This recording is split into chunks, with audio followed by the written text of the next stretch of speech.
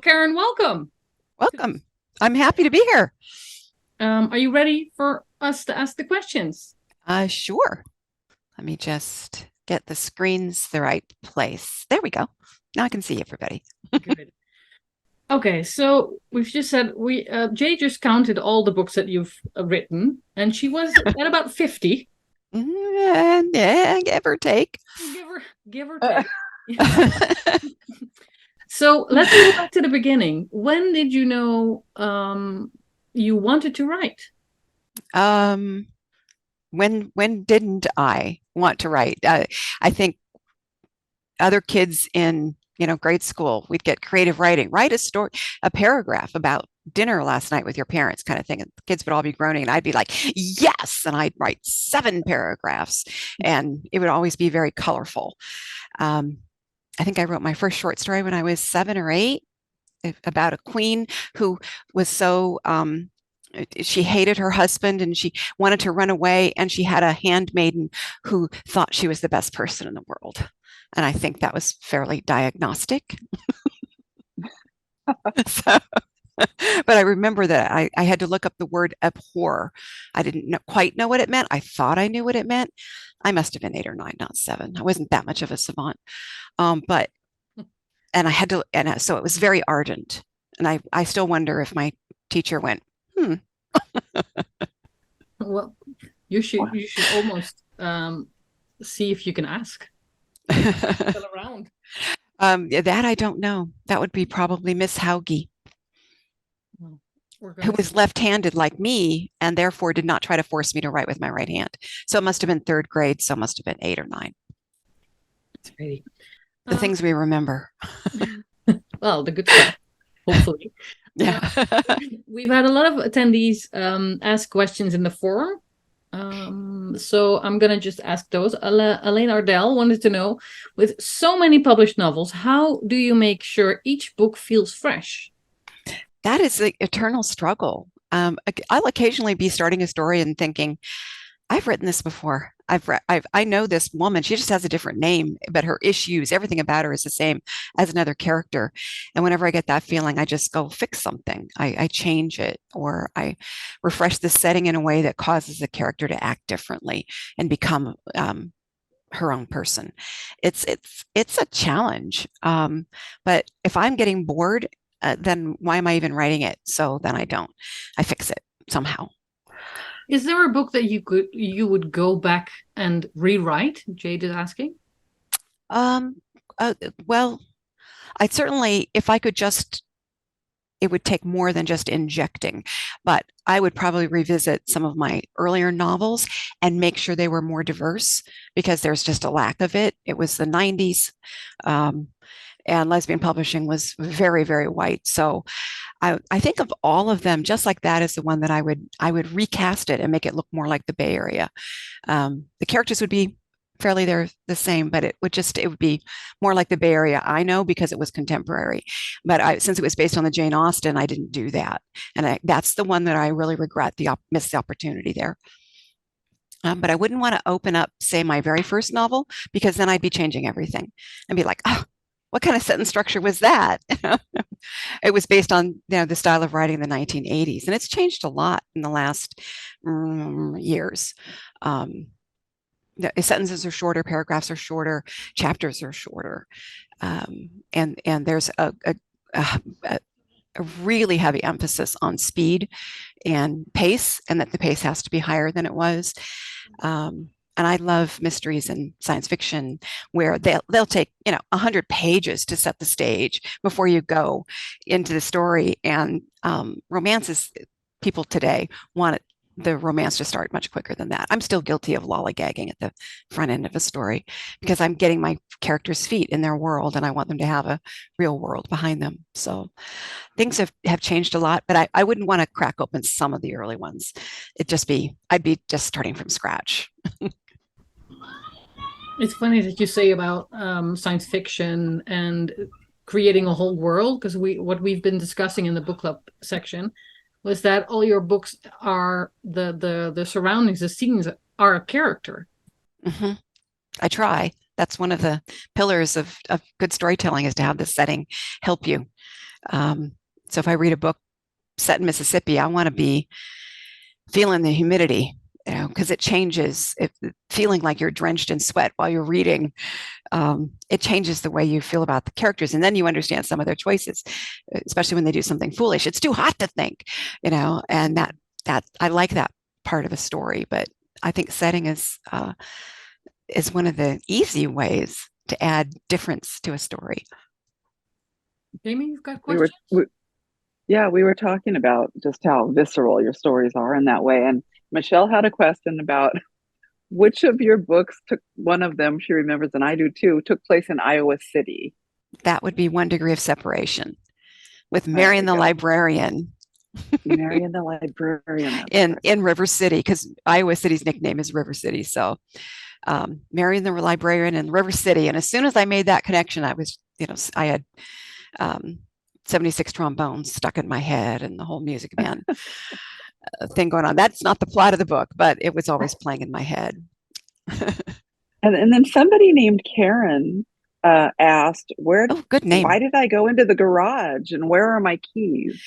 I'm not sure. Oh, why did I go in the garage? I have to literally write myself notes when I'm getting up from the desk to remind myself, why did I leave my office, and why did I go downstairs, and why am I standing in the kitchen? I probably wanted more coffee, but it's just, and then I am doing 5 different things, going back to my office. The moment I sit down in my chair, I remember, because that's where I first thought of it. So I have to make myself notes. My keys should be with my purse, but I have a funny story about that. My um, younger kid, with just a toddler, pre-speech, can just barely form the gist of words, etc. And it's time to go get her brother at school, and I'm looking everywhere for my keys, and they're not where they should have been. And I'm starting to get, upset. I'm going to be late. They start charging fees, plus he'll be worried. And I'm just like, can't find my keys, can't find my keys. And finally the little one makes that a kind of question, like, why are you upset? What's wrong? Kind of question in this little pre-verbal voice. And I said, I can't find my keys. I can't find them anywhere.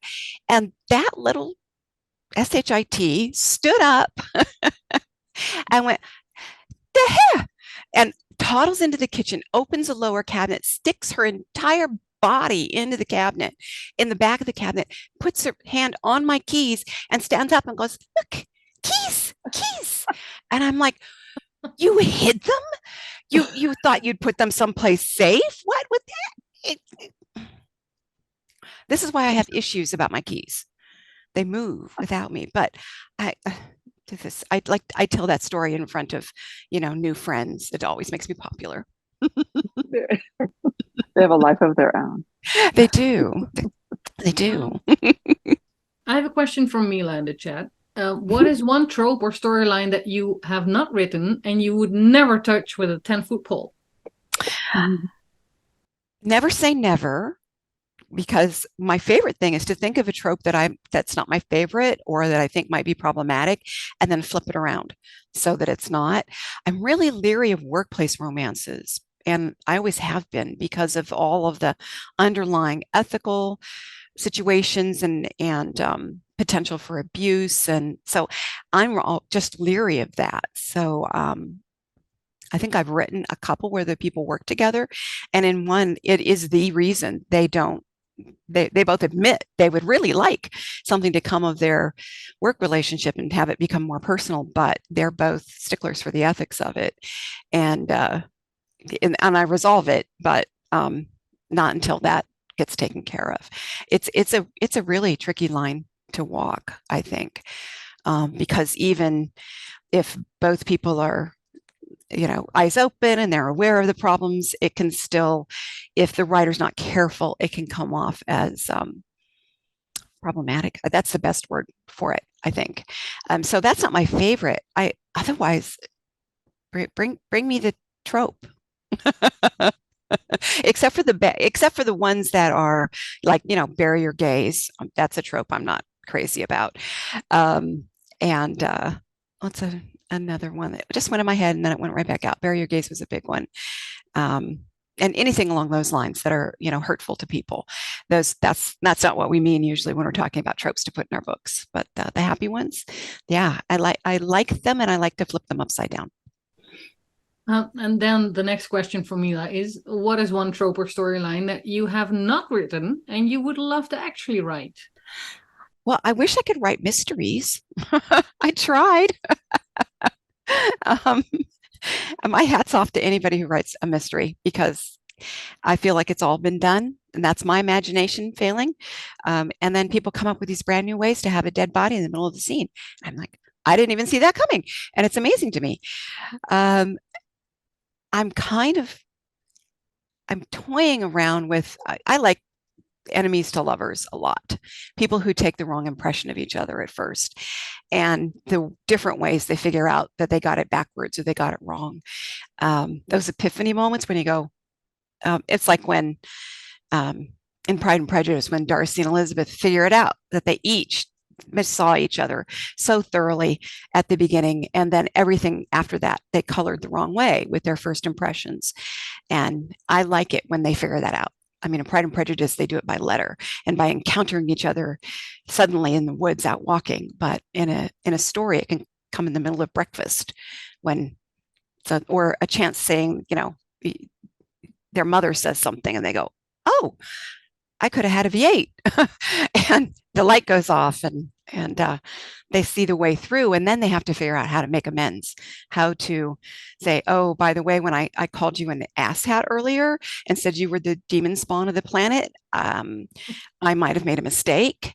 And I like that because there's a dance around that and the hurt feelings, and it provides all these lovely little bumps in the story that are natural. They're not based solely on, oh, if only they had asked each other one question, and there would have been no book. And so that's why they didn't ask the question. That's not my favorite thing. I would rather it be very organic, like they had good reason to mistake the other person for being a bad person when they weren't. And it wasn't just a matter of, oh, they missed the text message. I've used that one, but I try not to.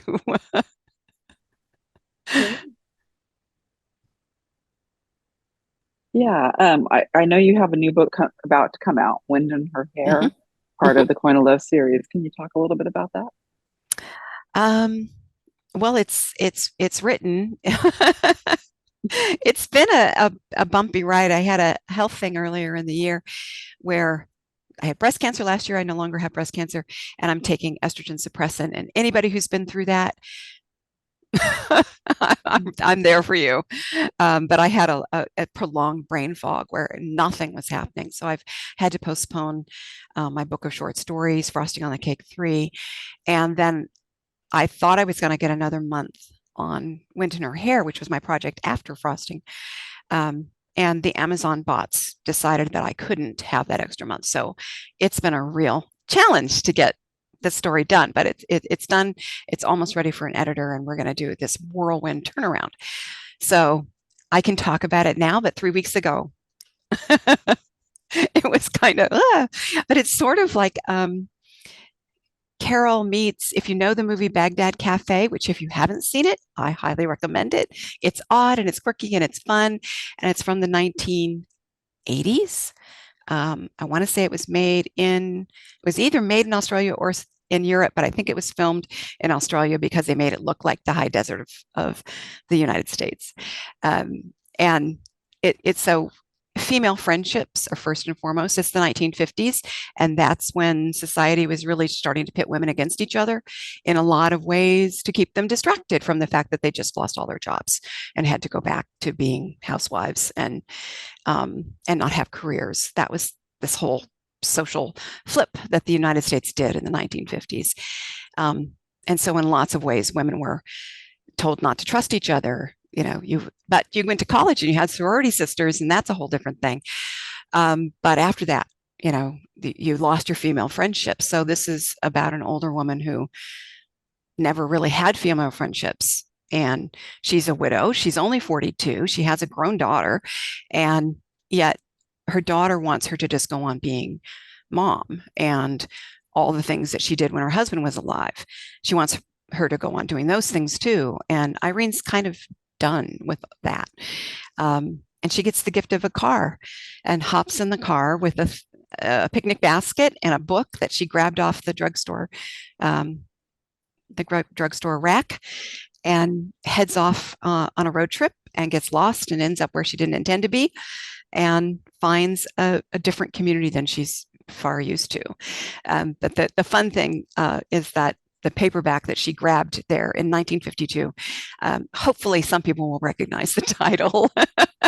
She didn't know what she was getting, but it will help open her eyes to an entire world and a sense of community among women that has just been withheld from her in a way, because of marriage and the expectations of motherhood. And her husband was a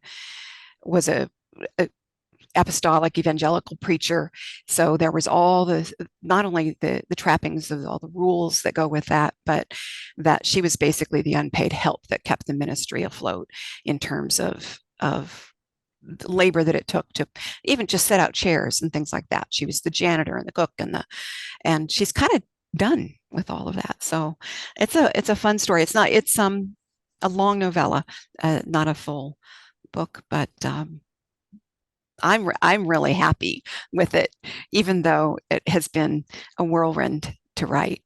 Several editors have told me I tend to self-edit too much, and I'm not getting the opportunity to do that. So in many ways, I should just always pretend that there's a draconian Amazon deadline that will close my author account if I don't get my book and submit it on time. So if I just pretended that was always true, except I know I'm pretending, and it's just that deadlines have never worked out that way for me. I make deadlines and then I'm like, but I know the person who set that and I can get around her. We'll have to talk to Amazon ourselves then. Oh, yeah, good luck. I think all of the customer service is now bots. So it's really difficult to get a person. And they were supposed to fix something on their end and they said they were going to, and then they never did. And I didn't realize that until way too late. So, it's partly on me, but it's mostly on them. Of course. I have another question from the chat. Which one of your books would you personally recommend a newbie reader to start with? A newbie in the Sapphic fiction community. Wow. It really depends on their preferences. But generally, I'd always say my latest is they'll give them the feeling of my work. If they like the simpler side of things, Sugar, because it's a very sweet and straightforward romance, or Velvet in Venice, same thing. It's very sweet. It's very straightforward. There's lots of setting and background, but mostly it's just a young woman trying to figure their way through life. Sugar opens up with her apartment burning, not to the ground, but basically she has to go live with her grandmother.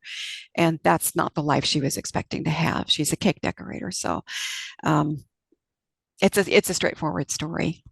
Little butch femme. Tends to happen in most of my books. But so that's it. If they like the sweeter side of things. If they want something super spicy, they should go to All the Wrong Places, because that's probably more in keeping with where somebody new to Sapphic fiction in today's world might, want to be. There's accessories and some wandering about the playing field before it becomes obvious. It's very much a friends to lovers. Well, they're already friends with benefits. It's friends with benefits that turns into something more, set in a resort. If they want something epic, Simply the Best. It's a long novel. The setting is a huge part of the story. It has a very, very good villain. I think she's a good villain in that she's really a villain. And like one of the characters, you go back and forth thinking, well, is she really that bad? Oh, yeah, she is that. No, is she? Oh, she really is. Or, and so you're kept guessing as to the intent of this character. And that, I think, is very much real life.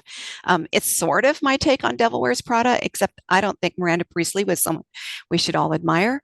So I went a different direction than redeeming Miranda. I don't quite redeem her, and she's not a part of the love story. It's a little Devil Wears Prada, and then it's also a little Born Yesterday, if you know that old classic movie. where the reporter gets the girl in the end, not the bad guy. Jamie? I have a question from Jade. What are some of the jobs your characters have had that you enjoyed writing the most? Um, I enjoyed writing about a mathematician. I'm not a math whiz at all. I'm decent at math. I was an accountant, but you start throwing the little symbols with the big bracket things like on the wall at Roswell, that kind of stuff. I'm just like, I don't know. Why would I substitute all of that when I can just work it out in my head after a while? Solving for X is the end of my math. So I thought writing about a mathematician was fascinating, especially in the ways that they see the world. If they're in that tiny echelon of math geniuses, and most people who are geniuses at their given thing, um, that thing speaks in a different language to them, like musical geniuses and most musicians. Music is triggering away in their language center in their brain. And the rest of us, our language center is a little involved, but not to the extent it is for them. And so for math people, science people, artists, the part of their brain that's working when they're thinking about that subject is different than the rest of us. And so mathematicians tend to see things in patterns, and in patterns of both predictable and in chaotic types of patterns. So it was interesting to create a character who saw the world in those two ways. It's either predictable or it's chaotic. And for her to suddenly realize she's never applied that to her own life. And if she did, she'd immediately see what was wrong with her life. And then she has to go about fixing it. So that was a really fun character. And just, it was a little thing that I came across that they used to test train wheels, metal train. You think about a train and how big those wheels are, and they're made of metal and they're running on metal tracks. And they used to test them for metal fatigue by hitting them with a metal hammer. And an engineer would walk along and smack each wheel as they passed, and they'd listen to it, and they'd hear a tone. And if the tone wasn't right, it told the engineer it was probably fatigued and it needed to be repaired. Well, now they just hit it with a laser and translate that back, and they get wave frequencies back, and the frequencies tell them that. And it takes seconds instead of having a person. So yeah, the guy with the hammer is out of a job, but the laser figures it out much more accurately. And that just fascinated me, the difference between the way things used to be done and the way they're done when you can apply science to it. It makes me think there's all sorts of things in the world that we think of as magic now, and science will get there and tell us why it works that way. So they're going to find a fifth element, basically. That was in all the news last week, so I'm excited. Oh wow! Yeah. So I think it was the mathematician. Okay, and that's by the numbers, right? That's the mathematician is Substitute for Love.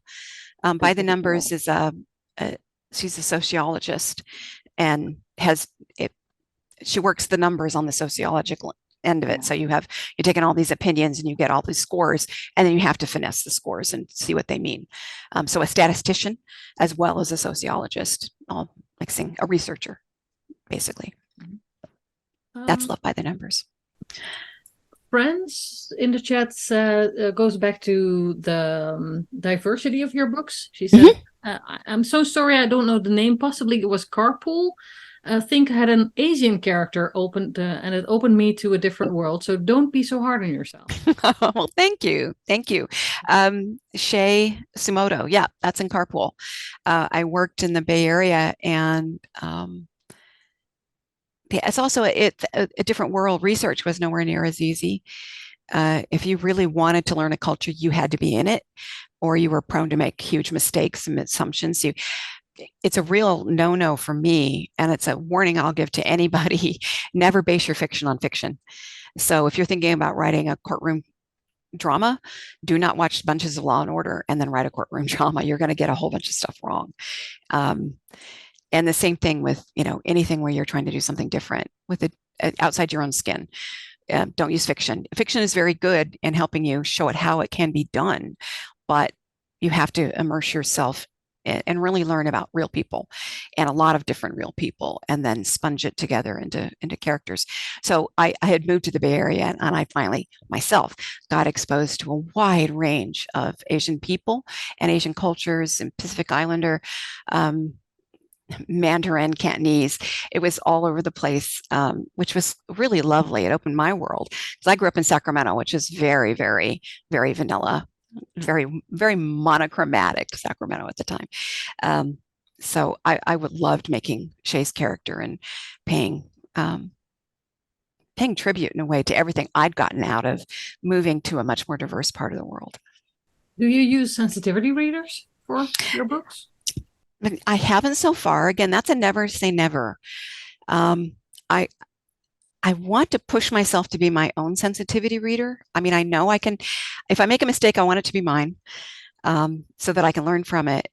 But, and that's probably why I've been, I think, in my opinion, slower to write about certain kinds of people because it's a stretch and that stretch takes work, but it's work that is so rewarding that I want to do it myself and I want to do it on my own pace. So I know that using a sensitivity reader isn't the same as, you're not hiring somebody to teach you about a culture. You want them to review your work where you've already done all of the work. And that's one of the key components, I think, to getting a good experience with the sensitivity reader. That's what people say. You have to do your work first. And so at the point where I've done all my work, I become fairly confident that I've done it well. But it's a never say never because I could certainly get to the point in a character where myself or my, excuse me, myself or my editor are both like, you should run this past somebody. And here's the somebody you're looking for, which is also part of the thing. You have to find the right sensitivity reader for the issues that you want to make sure you're treating with fairness and with both delicacy and depth. You can't just, people aren't paper dolls. You just can't take the costume off one and put them on another. So that's a lesson that took a long time learning. I'm just mindful for the time. We have loads more questions. I'm good, as you know. Good. I'm good. Mindful of the people that are attending. Maybe they have extra or another appointment after this. Should we stay 10 more minutes? Sure. Yep. I'm good. Okay. Jamie? Anybody who needs to run. Yeah. I'm sending kisses and hugs. Good. Jamie, do you have one question? Yeah, I have one of the questions from the people from the forums that were filled out. Looks like from Jen. It's a multiple question.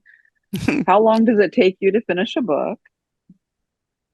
Do you want all of them at once or one at a time? Well, one at a time. Let's do them one at a time. Otherwise, I'll ramble on for the full 10 minutes. To finish a book, it depends on the book. Generally, if I'm doing a full-length novel, it's about 9 months, because there'll be a good several month period in there where I won't work on it at all. I'll get well drafted. It won't be done, but well drafted to the point where I've got the whole engines. It's like going on a ski jump, which I'm never going to do. Talk about a drinking game. That's what it would have to be to get me to go on a ski jump. But you have to climb all the stairs. You have to get all the way to the top. You have to get your gear on, and then you have to start down the ramp and launch. And so I'll get to the launch point. And that's, for me, usually the first 25%. And I know where everything's going to happen. I know where the landing is, et cetera. And then I'll usually walk away for a while because I've got to come back to it and then read it again and go, okay, that works and that didn't work. This doesn't. And because if the launch is wrong, I'll spend the next 30,000 words wondering why things are so difficult. And usually it's something in the very start of the story. So I have to go back and tweak there. Once I tweak that, then the rest of the story smooths out again. So 9 months, preferably, not 9 weeks. Okay. The next part is, do you write every day? I'm just kind of spoke to that a little bit. Yeah, because I don't. Okay. And what do you do for the inevitable writer's block? Walk away is a big one. Read a familiar book that I love that ticks all the boxes for me in craft, or it's elements where I go, wow, that just really works. And I have both a pleasure and analytic hats on when I'm reading it. That's often really helpful because it reminds me I do know what I'm doing. And like everyone else, I have long periods where I think, I don't know what I'm doing. I've managed to fool people for so many years, but I really don't know what I'm doing. And that's just, you have to step away and take care of whatever it is that's niggling at you and making you not want to sit at the desk and produce the work. Um, yeah, it's writer's block is, and each case of it is always a little bit different. So you have to do different things. But a lot of times it's go and look at somebody else's art, somebody else's, like watch a really great movie again, or read a book or a whole series or something like that, where it's less like, that's how art works. Yes, that's what I'm trying to do. And then I can get back to it again. And which book was the last one you picked up for that problem? The last time I had some writer's block, I was having that brain fog and I didn't realize what was wrong. That's one of the things about brain fog, that you just can't figure out why you can't figure anything out. And I was writing Night of Nights, which has a medieval setting. And I had the setting all set out and everything felt great, but I was really struggling with the language and the tone of the language I wanted to use. So I have a favorite called the Fionn of Our Tapestry series.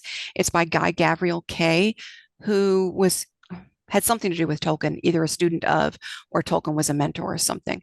But it's a 3-book series that brings so many different myths from around the world into its play. Parts of it are difficult, but it does so many things so well that I really liked, and I like the tone of the language. So I read those over a long week. I've read them many times, so I can read them very quickly. I read them over a long week and felt like I finally had my sense of the pacing of the language I wanted. It was like listening to different accents for a while. And then I went, okay, that's the tone I'm looking for. Tones can sometimes be one of the things I really struggle with, and it can be really difficult, especially if you're moving into historical settings, because language patterns you don't want to lose the reader, but the language pattern really helps sell the time and the setting. So that was the last time I went and said, this is gonna fix it, and it did. It helped a lot. Michelle wants to know, we talked about the locations in Karen's novels being characters in their own right. What are some of your favorite locations you had to include you're included in your novels? Yes, not have to. It's like, woo, I get to include this. Top of the list is Venice. Everything they say about Venice is true. I was skeptical. I was like, nothing could live up to that hype, but everything you've ever read about Venice is true. It was a wonderful place to visit, and at the same time has all of the real world problems of too many tourists, too many people, too much destruction of the infrastructure of the city. More people are tourists in Venice than actually live there.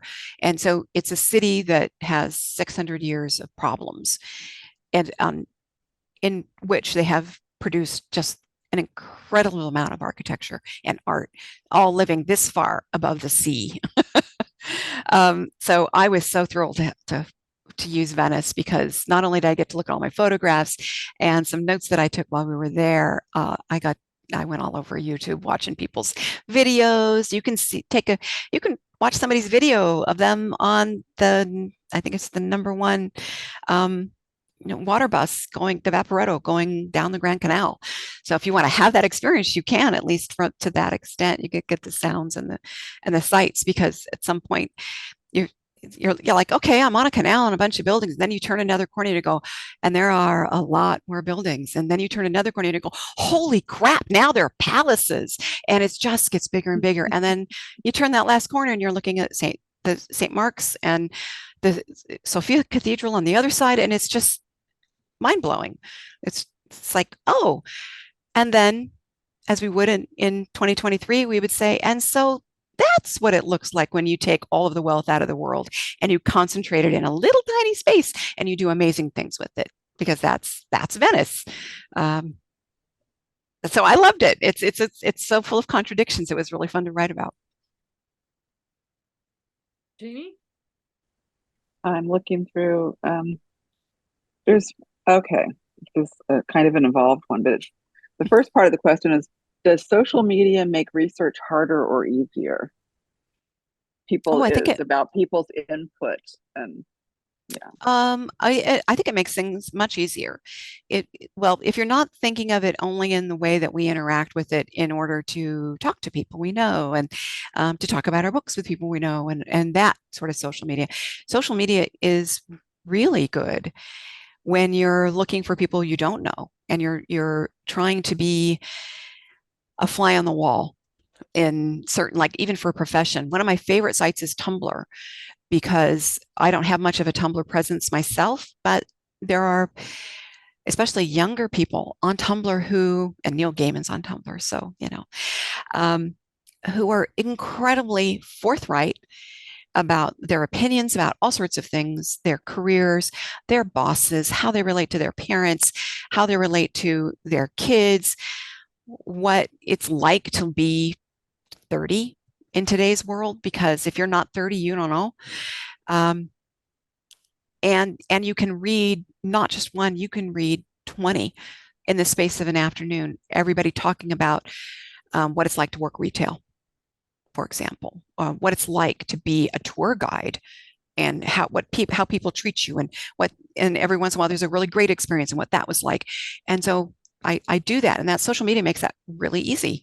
You can soak up so many different perspectives and then start to work on somebody who's unique and doesn't take any one person's story or co-opt any one person's experience, but puts it all together into a believable, well-rounded ups and downs and the goods and the bads kind of character. So I think it's made it much easier. And another one from the forum is, and do you pitch an idea to an editor, a beta reader, or anyone for feedback as to if it's a good topic? That's from Joan. Yes, usually informally, like at GCLS every year, I have a couple of people I end up having conversations with. I was thinking about a project that was like this, and we bounce different things around. So I do that. I'll talk to one of my editors, or certainly I talk to either Jess or Linda at Bella. If I have questions about something, I'll just say, hey, I'm thinking about doing this. What do you think? And they tend to go, whatever you want. and most people are like, oh, fine, whatever, you'll do it great. And I'm like, yeah, that's wonderful to hear, but not particularly helpful when you're looking for explicit feedback about a project. Should I write about? Which is, I think, a question every writer should ask them. Is this my story to tell? Is another good one to ask yourself. So yeah, I bounce ideas, but it's usually very formally. I don't have to pitch, so to speak, which is kind of a really nice position of privilege to be in. Mm-hmm. For sure. And I just wanted to say, touch wood. Mm-hmm. Can we talk just for a minute about Louisa and Brianne and Mama Bears and all the yumminess of the Bay Area haunts? Yes. Yes. Well, I had just moved to the Bay Area from Sacramento, like I said, and there was a great women's bookstore in Sacramento. Don't get me wrong. Name just went out of my head. Somebody who knows what I mean, pop it up in the chat. It wasn't Women's Place. Lioness Books in Sacramento. So I moved to the Bay Area, and yeah, there's Old Wives' Tales. There was Different Light. There was Mama Bears in the East Bay. After a while, there was Bodacious in Kensington.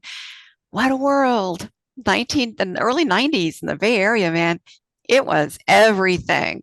It was queer everywhere, billboards, everything. It was really an incredibly vibrant time, and that just sort of lit me up, and I thought, I want to capture that and all of this great, gorgeous stuff that's going on. And I was working with a group who was doing elderly housing, low-income housing, the low 80s, and we've been worried about affordable housing in the Bay Area for decades. So that opened my eyes to the idea, brand new idea in my brain. Oh, there are older gay people in the world. It's not just us. Oh my. And so that I'd had a book published, and Barbara Greer told me to go to my bookstore in Sacramento where I had an excellent bookstore, and I crept in there so scared what are you scared of? But nevertheless, it looks terrifying. And went in and I found my way to the books I wanted. I picked out several books, and Barbara had told me to get The Swashbuckler by Lee Lynch, and I got the books and I checked them out, and I thought about buying a different book to put on top of the stack, like a book about history or something, so the clerk wouldn't know. And yet, the first thing the clerk did was put that book to the side and went, "Oh, these are all great. You're going to love these." And I'm like, she knows I'm buying lesbian books, and she thinks it's great, and this is wonderful. Take my money. And that was 1991. So touch wood, it's my homage to what the Bay Area was then, and still is at times, in a really kind of wonderful way. It's a great place to live. Let's sneak like two more questions in. I'm good. Okay, I have one that says, you as a legendary writer, what advice do you have for a wannabe writer? Number one rule is don't listen to other people's rules. No, that's the pre-rule. Number one rule is the only wrong way to write a book is not to write it. So all the other ways are the right way. Whatever it takes to get it done, that's what you do. That other people's advice or the way they do it can be illuminating, and they can give you things to put in a toolbox, but think of it as a toolbox. It doesn't have to run everything. You open the toolbox and you go, well, maybe this point in the project, I'm going to be like Jay, where I know everything I need to do, and it's in a carefully laid out outline, and I'm going to do it that way. And then there'll be projects where you think, if I try to do it Jay's way, I hope I'm not mischaracterizing Jay's way. If I try to do it Jay's way, it's going to make me crazy. So put that tool back in the box and pick out a different tool, and be flexible with those tools. Different part of the toolbox is where you put things like how to use foreshadowing, how to influence your tone, how to develop setting. Those are all different toolbox, but that one that makes you do the work, just draw on what's working for you. And if it's not working, set it aside. It's not a failure. You just learned it's not working. That's a success. Whenever you figure out what's wrong, it's almost as good as knowing what's right. Trust me on that one. But just do the work. It's hard to believe in yourself, so surround yourself with people who believe in you. And eventually you'll believe in yourself, and then you'll still have moments where you're just like, I don't know what I'm doing. I've been fooling people all these years. Trust me, that happens too. This just comes with the territory. It's great life advice. It's not working, let it go. Well, let it go. Sing the song. Let's see, the last one. I hope it's not a repetition. Where do you get your inspiration? How you choose what story to write with millions of ideas in your head? That's from Lana. I probably have like a million, if you think about dust motes in the air and the way they flicker in the sun, I probably have a million of those floating around, and most of them don't deserve a story, or at least my energy to make a story. But it's when that kind of coalesces into usually a what if I want to explore. Like in the early 2000s, for those who follow American politics, Bush is running for president and Cheney was his VP. And in the debates before the election, someone asked Cheney a question about gay rights. Well, everyone knew Cheney had a gay daughter, and he sort of mealy-mouthed and made it sound like he was all pro when he had never lifted a finger, ever.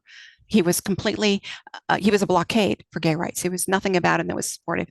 And I thought suddenly, what would it feel like to be his daughter? What would that feel like? And that is one of the characters in Substitute for Love, comes right out of that.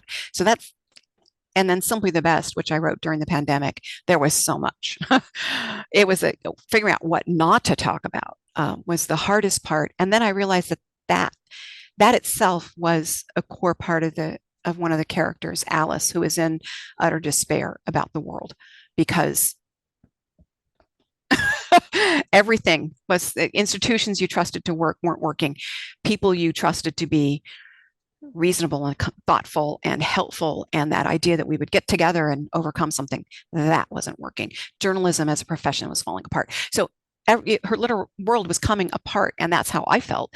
And so once I figured out that that it was so big was in fact the story, it helped me sort out what I wanted to focus on, what I wanted to didn't. But that's why it takes me 9 months.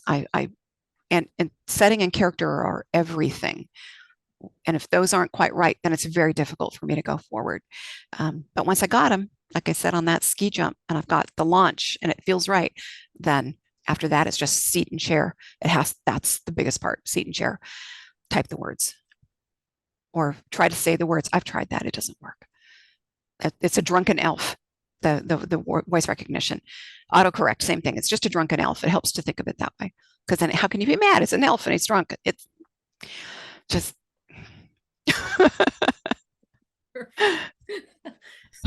D-Rox just said, no, I really appreciated that perspective and simply the best. So great. That's a good Thank you. It was difficult, but then it was difficult for us all. And yet here we are. Here we are. I think it's a good time to say thank you. Thank you very much for joining us and being. Oh, you're welcome. And thank you everybody who was here, wherever you are in the world.